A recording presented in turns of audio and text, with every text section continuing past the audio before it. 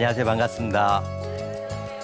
최영석 목사입니다. I wake up to find your glory divine, and now I'm finally bow at your feet. Oh, I will lift up your name in honor and praise when I cross over. 여러분께 한 가지 질문 드려볼게요. 자, 나무 중에 진짜 나무는 무슨 나무일까요? 몰라요? 참나무요. 너무 쉽죠? 너무 쉬워서 몰랐을 거예요. 그러면 자, 기름 중에 진짜 기름은? 참기름. 자, 세 번째 질문은 새 중에 진짜 새는? 진짜요? 여러분 지금 참새라고 대답을 하면서도 웃으셨어요. 왜 웃었을까요? 참새가 몸이 커요? 깃털이 예뻐요? 노랫소리가 아주 맑은가요? 전혀 해당되는 게 하나도 없어요. 그럼에도 불구하고 우리는 새 중에 새, 진짜 새, 참새라고 이야기한다는 거예요. 왜 그랬을까요? 참새라고 불리는 이유는 이런 데 찾아볼 수 있어요. 하나님이 만든 새는 깊은 산에 사는 산새, 들에 사는 들새, 물에 사는 물새가 있습니다. 사는 영역이 다 달라요. 근데 참새는 어디에 살까요? 예, 사람과 가까운 민가의 사람과 더불어 살아간다는 거예요. 그래서 못생겼지만 보잘것없지만 사람과 가장 가까이 친숙하기에 참으로 참새라고 한다고 하죠. 참새라고 불리는 또 다른 이름이 하나 있습니다. 여러분, 참새가 귀한 새예요? 길가에 아주 흔한 새예요? 길가에 정말 하찮도록 흔한 새예요. 그래서 참으로 하찮은 새이기에 참새다라는 이야기도 있어요. 어느 게 맞는지 모르겠지만, 그런데 예수님은 길 가시다가 참새를 만나셨어요. 그래서 참새를 보시고 아이 하찮은 놈하고 그냥 지나쳐간 게 아니라 뭐라고 얘기하셨나요? 너희는 참새보다 더 소중하니라. 그러면서 참새를 통해 하나님의 사랑을 말씀해 주셨어요. 작고 사소한 것일지라도 하나님의 음성을 듣는 것, 이것이 바로 예수님의 안목이죠. 예수님의 설교를 한번 자세히 보세요. 예수님의 설교는 쉬울까요? 어려울까요? 예수님의 말씀을 듣다 보면 그냥 그림이 떠올라요. 백합화, 포도, 겨자씨, 우리가 다 아는 이야기들을 통해 그림으로 보여주시죠. 근데 목사님들 설교 들으면 너무 어려워. 이렇게 예수님은 그래서 이런 말이 있습니다. 예수님은 우리의 귀에 들려주신 것이 아니라 우리 눈에 보여주셨다는 거예요. 우리가 늘 익숙한 걸 가지고 하늘의 진리를 풀어주신 거거든요. 그렇다면 예수의 안목을 갖고 살아갈 우리는 우리 삶 속에서 어떤 하늘의 진리를 찾을 수 있을까? 쉬운 예를 한 가지 들려드릴게요. 초등학생들이 학교 관찰 숙제로 가장 많이 하는 꽃이 무엇일까요? 제일 쉬운 꽃이 있어요. 나팔꽃이에요. 변화도 빠르고 성장속도 빠르니까 나팔꽃을 합니다. 나팔꽃이 통꽃일까요? 갈래꽃일까요? 통꽃. 잎사귀가 통으로 돼 있어요. 하나로. 근데 여러분, 나팔꽃을 자세히 보세요. 어느 날 제가 길을 가다가 나팔꽃을 만났습니다. 담장에 나팔꽃을 봤는데 나팔꽃에 어떤 무늬가 들어있었어요. 자세히 보니까 여러분 무슨 무늬예요? 예, 별 모양이에요. 그래서 그 다음부터 나팔꽃을 관찰하기 시작했어요. 나팔꽃에 왜 별이 있을까? 관찰해봤더니 빨간 나팔꽃엔 빨간 별이 들어있고 보랏빛 나팔꽃엔 보라색 짙은 보라색 별이 들어있는 거예요. 나팔꽃 종류가 무지 많은데요. 나팔꽃 종류와 크기는 다양한데 공통된 점이 하나가 있었습니다. 모두가 별을 품고 있더라는 거예요. 그래서 제가 여기에서 하나님의 음성을 하나 들었어요. 왜 나팔꽃이 별을 품었을까? 그 이야기 한번 들어보실래요? 자, 한번 이제 해볼게요. 나팔꽃이 언제 필까요, 꽃을? 예, 아침보다 조금 더 빠른 이른 새벽 3시경 꽃을 피기 시작해서 4시면 꽃을 피웁니다. 자, 새벽 4시경 꽃을 피운 나팔꽃이 하늘에 뭘 보았을까요? 별을 보았어요. 반짝반짝 하늘에 빛나는 별을 바라보고 있는데 한참 뒤에 누가 등장하죠? 해님이 등장했어요. 해가 등장하니까 별이 보여요, 안 보여요? 안 보여요. 그래서 별이 보고 싶은 마음에 별이 사무치도 그리워서 별을 어떻게 했어요? 내 가슴에 품었어요. 좀 뻥스럽죠? 그렇지만 그럴듯하잖아요. 예. 자, 여러분, 저는 목사죠. 여기서 끝내면 안 되죠. 자, 아까 예수님의 안목은 뭐라 그랬나요? 모든 걸 하나님의 관점으로, 하나님의 이야기로 찾아보라 그랬잖아요. 자, 여기에서 하나님 이야기를 어떻게 찾아볼 수 있을까요? 여러분, 교회 나가시죠. 주일날 예수님을 만나기 위해 교회 나갑니다. 찬양합니다. 예수님 사랑합니다라고 고백을 했습니다. 여러분, 예수님을 얼마나 갈망하시나요? 예수님을 얼마나 사모하시나요? 나팔 꽃이 별을 그리워서 자신의 가슴에 품은 것처럼 과연 우리 가슴에 내 얼굴의 모습 속에서 내 말투에서 사람들이 예수님을 발견할 수 있을까요? 시편 42편의 시편 기자는 이렇게 말합니다. 내가 살아계신 하나님을 갈망한다고 고백하고 있어요. 그 시편 기자의 고백처럼 여러분, 내 안에 날마다 매 순간마다 예수님이 아니고는 만족할 수 없는 그 거룩한 갈망을 품고 산다면 어느 순간 예수님은 내 안에 내 모습을 통해 내 삶에 보여주시지 않을까라고 생각을 합니다. 늘 예수님을 품고 살아가는 여러분 되기를 간절히 바랍니다. 제 주머니에 아주 멋진 게 하나 있어요. 또 다른 거 오늘 한번 이야기해보죠. 나팔꽃 말고. 자, 뭘까요? 자세히 보세요. 뭐예요? 예, 도토리예요. 작은 도토리 하나 제가 가져왔는데요. 우리는 여러분 도토리 어떤 때 이야기하나요? 작고 보잘것없다. 개밥에 도토리 이야기하잖아요. 흔한 거 이야기합니다. 귀한 게 아니에요. 요즘 가을 숲에 가면 도토리가 많이 보입니다. 여러분, 이 도토리 한 알에 지금은 보잘것없어요. 근데 이 안에 뭐가 들어있을까요? 커다란 도토리 나무가 들어있죠. 지금은 도토리뿐이지만 이 안에 멋진 나무가 숨겨져 있다라는 거예요. 우리는 늘 이렇게 이야기합니다. 나는 보잘것없어. 나는 가진 것도 없어. 나는 못생겼어. 늘 나는 남과 늘 매일매일 비교하면서 나는 도토리 같다라고 생각하며 좌절하고 절망하고 살아가는 것이 오늘 우리의 모습이 아닐까 생각이 들어요. 근데 여러분, 도토리에게 필요한 것은 무엇일까요? 시간입니다. 나를 믿고 기다려주는 시간이면 돼요. 내가 하나님을 믿고 지금 내 도토리 같지만 나는 오늘 보잘것없지만 나는 가진 게 없지만 하나님을 믿고 하나님을 바라보며 하나님을 기다리다 보면 하나님은 어느 날 나를 크고 멋진 도토리 나무로 변화시켜 주실 것입니다. 얼마 전에도 설악산 다녀왔어요. 설악산에 갔는데 정말 이런 우람한 도토리 나무를 보았어요. 그 도토리 나무가 어디서 왔을까요? 이 작은 도토리 하나에서 왔다는 거예요. 여러분, 오늘 내게 필요한 것은 바로 이것입니다. 하나님을 바라보며 나를 향한 하나님의 선한 계획을 믿고 기다리다 보면 하나님은 나를 그 어느 날 변화시켜 주실 거라는 겁니다. 오늘 내게 필요한 것은 하나님을 믿고 하나님을 바라보는 시간입니다. 저는 숲속의 도토리에서 나를 향한 하나님의 멋진 계획을 보았어요. 또 하나는 도토리 길가에 그런 도토리 하나에서 나를 향한 하나님의 꿈과 나를 통해 이루실 하나님의 비전을 보았어요. 나는 지금 아직 작아요. 보잘것없어요. 연약해요. 그러나 하나님은 이대로 나를 버려두지 않으실 거라는 거예요. 문제는 여기 있어요. 나만 도토리라는 것이 아니에요. 내 곁에 내 아내도 내 남편도 내 자녀들도 내 형제들도 도토리라는 거죠. 그냥 도토리 끝날 도토리가 아니라 그 안에 멋진 나무가 숨어있는 도토리라는 거예요. 지금 그가 보잘것없어 보이지만 그가 나를 속삭이지만 내가 그를 믿고 그를 위해 기도해주고 기다리다 보면 어느 날 그는 멋진 나무로 변화되어 있을 것입니다. 도토리에게 필요한 것은 나를 믿고 기다려주는 자기 사랑입니다. 그리고 서로 사랑하고 믿고 기다려주는 서로의 사랑이라는 것이죠.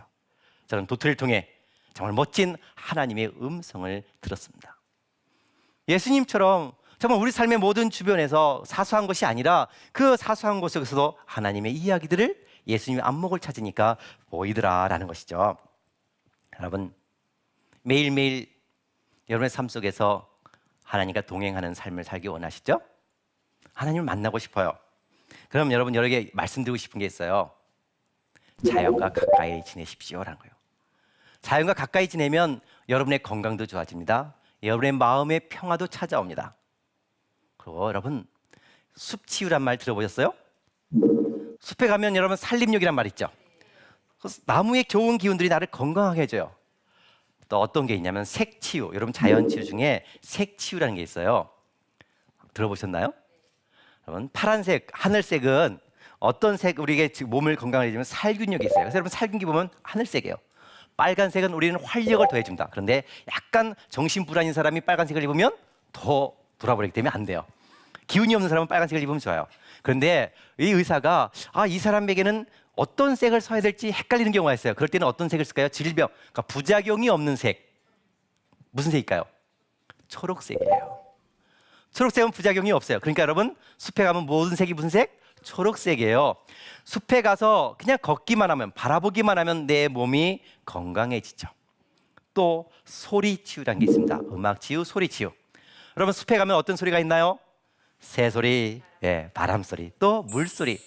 수많은 소리들이 있어요. 내가 그 소리를 들으며 걷다 보면 내 영혼도 건강해지고 몸도 건강해지고 여러분 중요한 건 그 안에서 하나님을 만난다는 거예요.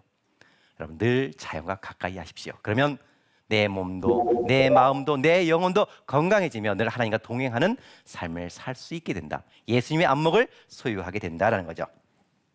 한 신학자가 이렇게 이야기했습니다. 많은 그리스도인들이 하나님이 천지를 창조하셨다라고 이야기하면서 하나님이 만든 것엔 아무 관심이 없다라고 탄식을 했어요. 저는 강의 때마다 늘 하는 말이 있어요. 제가 좋아하는 말입니다. 알면 사랑하게 됩니다라는 말이 있습니다. 환경을 지킨다는 것은 이 일 너무 힘들어. 근데 우리가 하기 싫은 걸 억지로 해야 되는 일이 아니라 먼저 여러분 하나님 만든 아름다운 것을 알아가는 일이 우선이에요. 알면 더 많이 보여요. 알면 사랑하게 됩니다. 사랑하게 되면 어떻게 될까요? 그것을 지키고자 하는 용기가 나온다는 거예요. 제가 그랬잖아요. 많이 알아서 환경을 전공해서가 아니라 그 아름다움을 보게 되었고 깨닫게 됐고 사랑하게 되니까 내 목숨을 걸고 지키려고 노력할 수 있었던 거죠. 누가 나를 위협해도 내 목숨을 내걸는 용기가 나왔던 것입니다. 우리는 성경을 통해 노아의 방주 이야기를 잘 압니다. 노아의 방주가 노아의 가족만 구했던 건가요? 아니죠. 많은 이 땅의 생명들을 구했던 것입니다.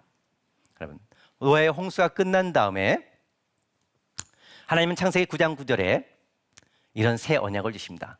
내가 너희와 너희 후손과 너희와 함께한 모든 생명들에게 주는 새 언약이라고 말씀하셔요. 여기 세 가지 포인트가 있어요. 너희, 우리가 누려야 될 이 땅의 권리죠. 너희 후손, 우리의 미래 세대가 누려야 할 권리. 그러니까 환경을 잘 보존해야 된다는 거죠. 세 번째는 너희와 함께한 모든 생명. 하나님이 주신 이 자연은 우리 인간만 누리는 것이 아니라 이 땅의 모든 생명들이 더불어 누려야 하는 것이죠. 그러니까 우리가 잘 환경을 보존해야 될 청지기적 사명이 있다라고 바로 이 창세기 9장 9절에 말씀하고 있는 것입니다. 여러분, 우리가 노아처럼 미래를 내다보고 이 땅의 생명들을 바라보며 정말 생명을 지키는 노아가 되었으면 좋겠어요. 하나님은 오늘 또 한 명의 노아를 찾고 있습니다. 우리 이런 말 있죠. 환경의 위기 시대다. 환경의 위기 시대를 살아가는 우리는 지금 정말 노아처럼 이 땅에 새로운 생명을 지켜야 될 사명을 가지고 있습니다. 그렇다면 노아가 되는 길은 무엇일까? 하나님은 특별한 한 사람의 노아를 찾는 건 아니에요. 우리 모두가 각자의 삶에서 오늘 내 가정에서 내 직장에서 오늘 매일의 내 삶터에서 정말 생명을 사랑하고 평화를 지켜가는 또 한 명의 노아가 되어야 한다는 것입니다. 각자의 길은 다 다르겠죠. 그래서 그 길을 살아가는 것, 그것이 오늘 우리에게 필요하다라고 생각합니다. 노아가 되는 건 정말 더 많은 소유가 아니라 더 소박하고 작은 삶을 살아가는 게 노아가 아닐까라고 저는 생각을 해요. 세상을 바라본다. 이제 세상을 여러분 이렇게 생각을 하면 좋을 것 같아요. 노아처럼 살아가기 위해서는 세상을 바라보는 눈을 바꿔야 돼요. 지금까지는 나만을 위해 살았다면 이 땅의 모든 생명들과 미래를 바라보면서 바라보는 생명의 눈으로 바꿔야 되는 거죠. 생명의 눈으로 바꾼다라는 말은 이런 말로 또 바꿀 수 있어요. 관점을 바꾼다라는 겁니다. 새로운 눈높이로 바꿔보는 거죠. 제가 관점을 바꾼다라는 말을 참 좋아하는데요. 관점을 바꿔서 새롭게 발견한 게 하나 있습니다. 제가 사진을 찍는 걸 좋아해요. 고등학교 졸업한 후로 사진을 찍어왔으니까 30년을 넘게 사진을 찍었어요. 근데 사진을 전공하지는 않았어요. 그런 사진을 전공하지 않은 목사지만 대한민국에서 그리고 세상에서 제일 첫 번째로 전시회를 한 사진이 있습니다. 남들과 다른 독특한 사진이 있습니다. 바로 여러분 보시는 새벽 이슬 사진이에요. 이슬 한 방울 자세히 보세요. 풀잎 끝에 맺혀있는 이슬이슬 방울마다 주변에 꽃이 다 들어옵니다. 꽃만 들어온 게 아니에요. 주변에 하늘도 들어옵니다. 작은 거미줄에 이렇게 아름다워요. 잎사귀에 있는 작은 이삭을 몇 방울이 마치 보석처럼 아름답죠. 지나가는 애벌레가 머리에 묻은 이슬 속에 꽃과 하늘이 다 들어와 있어요. 더 놀라운 건 이슬 한 방울 속에 하늘의 태양과 하늘과 구름과 산과 강이 다 들어와 있어요. 저 모습은 강에 비친 모습이에요. 여러분, 이슬 한 방울이 얼마나 놀라운지 몰라요. 이걸 어떻게 찍어냈을까요? 2005년도에 제가 인사동에서 사진전을 열었습니다. 많은 사람들이 다 갔어요. 많은 사람들이 오셔서 행복하다고, 정말 보석 가게 들어온 기분입니다라고 다녀가셨죠. 근데 충격을 받은 분들이 있었어요. 누구냐면 사진 작가들도 오시고 사진학과 교수님들도 오셨어요. 근데 모든 사람이 공통된 일은 어떻게 이런 일이 가능하냐 그러면서 질문이 있었습니다. 목사님, 카메라는 무지 좋은가 보다. 카메라가 뭐예요? 이런 거예요. 그러면 카메라 제 거 별로 안 좋은 거예요. 아주 값싼 거예요. 대답을 못했어요. 근데 제가 유일하게 대답할 수 있는 게 있었습니다. 관점을 바꾸면 보입니다. 여러분, 이슬이 어디에 있어요? 아주 낮은 눈높이 있잖아요. 이슬의 눈높이로 바꾸면 보입니다라고 대답을 했죠. 기술의 문제도 아니고 능력의 문제 아니에요. 관점을 바꾸면 뭐예요? 그 눈높이를 바꾸는 것. 자, 눈높이. 많이 듣던 말이죠. 눈높이 교육이라고 있잖아요. 세상에서 제일 처음 눈높이 교육을 실시한 분이 있습니다. 눈높이 교육의 창시자 누굴까요? 아주 쉬우면서도 중요한 대답인데 예수님입니다. 예수님은 저 먼 하늘에 말씀으로만 계시질 않았어요. 이 땅에 인간의 옷을 입고 우리를 찾아오셨어요. 그래서 우리가 내 눈으로 볼 수 있고 만질 수 있고 음성을 들을 수 있게 된 거죠. 바로 이게 바로 예수님의 눈높이 교육이요. 바로 이게 복음입니다. 여러분 복음을 뭐라고 이야기하나요? 굿뉴스, 기쁨 소식이라고 이야기하죠. 복음이 왜 기쁜 소식일까요? 한번 생각해 보셨나요? 복음이 왜 기쁜 소식일까? 우리는 복음을 참 많이 이야기하는데 왜 복음이 무엇일까라고 물어보면 잘 대답을 못하는 경우가 많아요. 여러분만이 아니라 목사님들도 그런 경우가 많아요. 흔한 말로 복음은 많이 사용되지만 복음의 참 의미들은 우리가 잃어버리고 사용하고 있다는 것이죠. 저는 복음의 비밀을 알려주는 아주 멋진 꽃이 하나 있어요. 뭐냐면 장미꽃이에요. 장미꽃을 바라보면 저는 가슴이 뛰어요. 길을 가다 장미꽃을 만나면 정말 가슴이 콩당콩당돼요. 장미꽃이 내게 보여주는 하나님의 놀라운 사랑을 듣기 때문이에요. 장미꽃에 어떤 하나님의 비밀이 있을까? 정말 여러분이 꼭 들려주고 싶은 이야기인데요. 여러분이 잘 아는 동화가 있습니다. 생텍쥐베리가 쓴 어린 왕자라고 있죠. 어린 왕자에 이런 이야기가 나옵니다. 어린 왕자의 별에는 장미꽃 한 송이가 있었습니다. 어린 왕자는 물을 주고 바람을 막아주고 벌레를 잡아주었어요. 근데 어느 날 어린 왕자가 자기 별을 떠나 우주를 여행하기 시작했습니다. 7번째로 지구라는 별에 도착을 했어요. 그런데 지구라는 별에 도착해서 보니까 장미 정원에 내 장미와 똑같은 장미가 무려 5,000송이나 가득 펴 있는 거예요. 실망한 어린 왕자가 땅바닥에 엎드려 엉엉 울기 시작을 했습니다. 한참 울고 있는데 작은 여우가 나타나요. 왜 울고 있니? 그 이야기를 들었습니다. 작은 여우가 말합니다. 다시 가서 잘 봐. 내가 다른 것은 알게 될 거야 라고 이야기하죠. 어린 왕자는 다시 장미 정원에 가서 장미꽃을 살펴보다가 다른 차이점을 발견하게 됩니다. 이때 작은 여우가 어린 왕자에게 놀라운 이야기를 해요.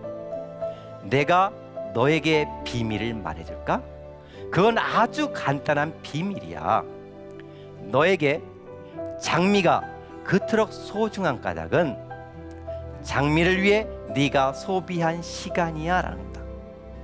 장미가 너에게 그토록 소중했던 것은 장미를 위해 네가 소비한 시간이란 바로 이 말에서 저는 하나님의 비밀을 발견했어요. 여러분, 어린 왕자에게 그 장미 한 송이가 그토록 소중했던 것은, 자랑스러웠던 것은 장미가 예뻐서인가요? 아니에요. 장미를 위해 어린 왕자가 뭘 했죠? 매일 물을 줬어요. 벌레를 잡아줬어요. 바람으로부터 막아줬어요. 이렇게 장미를 위한 어린 왕자의 수고 덕분에 어린 왕자에게 그 장미가 소중했던 것이에요. 여러분 잘 생각해 보세요. 많은 사람들이 내가 하나님의 기쁨이 되기를 원한다고 생각합니다. 하나님께 더 사랑받기를 원해요. 그래서 더 많이 예배를 드려야 된다 생각하고 더 많이 하나님께 드려야 된다고 생각을 해요. 여러분, 내가 어떻게 하나님의 자녀가 되었을까요? 내가 어떻게 하나님의 기쁨이 되었을까요?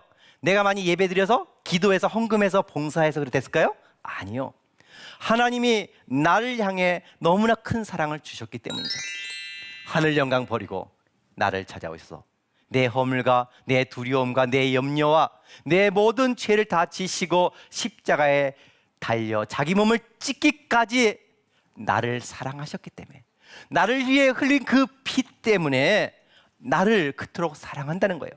근데 사람들이 많이 착각해요. 오해해요. 나는 하나님을 기뻐하지 않는 것 같아. 어떻게 하나님 나를 사랑하지 않는 것 같아. 그래서 어떻게 하면 하나님께 더 많은 걸 드릴까? 어떻게 기쁨이 될까라고 늘 신앙이 기쁨이 아니라 신앙이 어떻게 돼 있어요? 져야 되는 무거운 짐으로 전락돼 있다는 거예요. 여러분, 신앙이란 짐이 아니라 뭐예요? 기쁨이에요. 사도 바울이 말합니다. 늘 하늘의 비밀, 나는 하나님의 비밀을 소유한 사람이다라고 말해요. 그 하나님의 비밀은 바로 이거예요. 내가 하나님께 드렸기 때문에 하나님이 나를 사랑하는 게 아니라 나를 향한 하나님의 사랑이 너무나 크기 때문에 당신의 목숨까지 버릴 만큼 나를 사랑하셨기 때문에 내가 하나님의 기쁨이 되었다는 겁니다. 그래서 늘 나는 오늘도 넘어졌어요. 나는 오늘도 부족해요. 나는 매일매일 실수해요.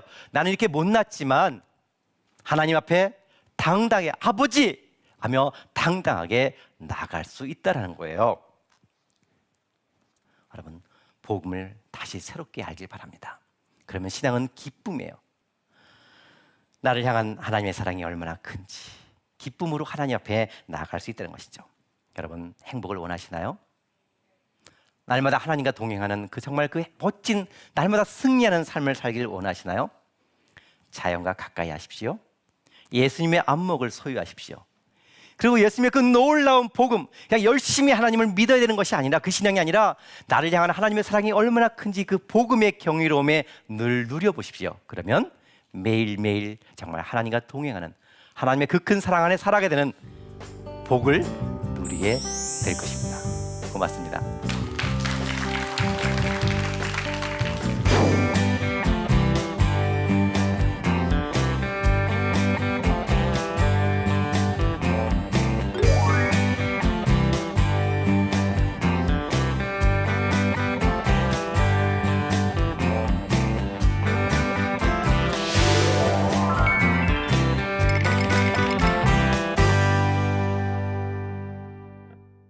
자연을 지키기 위해 삶의 현장에서 구체적으로 할 수 있는 것은 무엇일까요? 라는 건데요. 우리는 환경을 지킨다 그러면 정말 거창한 거로 생각해요. 뭔가 일을 해야지만 된다고 생각합니다. 근데 여러분, 조금만 생각을 바꿔보면 소비사회, 산업사회는 많은 사람들이 많은 걸 만들어내고 많은 걸 소비하죠. 자, 만든다는 것은 아무것도 없는 데서 만든 건가요? 자연으로부터 뺏어오는 거잖아요. 그만큼 자연이 파괴가 되죠. 자, 자연을 만들었어요. 상품을 만들었습니다. 많이 쓴 만큼 쓰레기가 나옵니다. 환경은 파괴되고 그다음에 쓰레기가 나와서 또 오염이 되죠.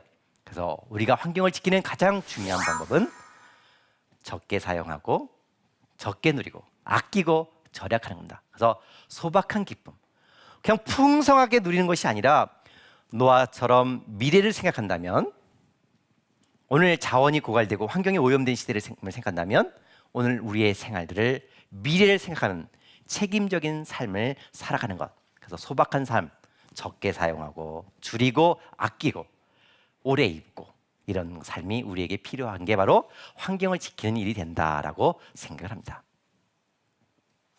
자연 속에서 혹은 일상에서 하나님의 음성을 들을 수 있는 쉽고 좋은 방법이 있으면 알려주세요 라는 질문인데요.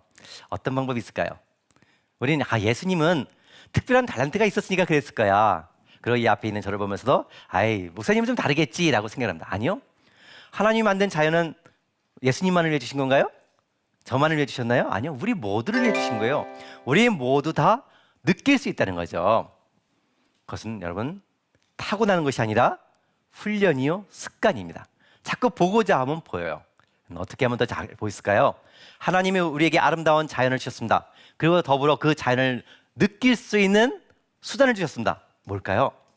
오감입니다. 시각, 청각, 후각, 미각, 촉각. 거기에 한 가지 더 뭐가 있을까요? 마음이라는 육각, 마음가 있어요. 6가지 감각이 있어요. 우리 눈으로 한번 보고 대충 보고 지나치면서 알았다 그러잖아요. 아니요. 자세히, 아까 C라는 단어 있죠? 자세히 보고 만져보고 맛도 보고 향도 맡아보세요. 은방울꽃 향기 얼마나 좋아요. 눈으로 봐서는 몰라요. 자꾸 보잘것없어요. 그러나 향기를 맡았을 때 그 향기가 내 기억의 창고 속에 오래오래 평생 간직되는 거예요. 여러분, 이렇게 자꾸 오감을 통해 그다음에 마음까지 더해서 대하다 보면 정말 작고 사소한 곳에서 존벌레에서 하늘의 음성을 들은 예수님처럼 우리 주변의 모든 곳에서 하나님의 음성을 들을 수 있는 길이 열린다라는 거죠. 네, 여러분 이거를 늘 마음속에 기억한다면, 그리고 아까 했던 하나님의 비밀을 늘 기억한다면 여러분 가슴속에, 여러분 영혼 속에 정말 매일매일 샘솟는 하나님의 사랑이 차고 넘칠 줄 믿습니다. 고맙습니다.